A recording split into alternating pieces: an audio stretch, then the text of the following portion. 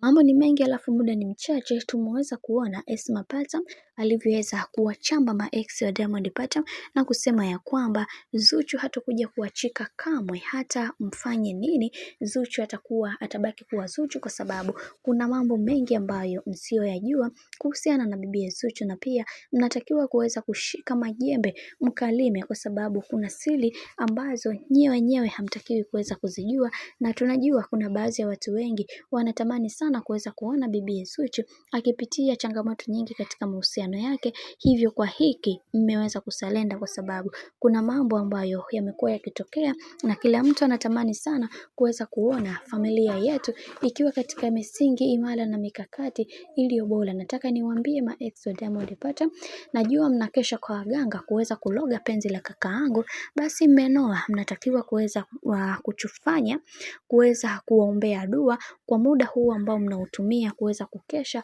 kwa waganga, kwa sababu wenzenu ndio kwanza penzi linazidi kuwaka moto na kila kitu kwa upande wao kinakwenda kuwa sawa kabisa. Na pia mnatakiwa kuweza kuhakikisha maisha yenu yanakuwa katika misingi ya kimaadili, kwa sababu kuna mengi mnatakiwa kuweza kuyafanya na kila mtu anatarajia sana kuweza kuona bibi Zuchu pamoja na Diamond Platnumz wakiwa katika imani iliyo sambamba na Mwenyezi Mungu anavyohitaji. Hivyo nahisi kabisa kuna watu watapoteza, kwa sababu imani ya Zuchu inamfanya mume wake aendelee kuenjoy zaidi na kupanda juu katika dunia hii. Hivyo kwa hiki ambacho mnachokifanya, kiukweli mmenoa, ni vyema mkatafuta njia nyingine ya kutaka kuweza kuwachanisha hawa watu, kwa sababu hiyo njia mnayotumia sio njia sahihi bwana. Mambo ni mengi sana juu ya hiki ambacho kinachoendelea kwa sasa. Mimi naomba nikusihi kitu kimoja, kama ndo mara kwa kwanza, basi usisahau kusubscribe, kulike, kushare pamoja na kucomment. Sina la ziada, wacha nikutakie siku njema na kazi njema.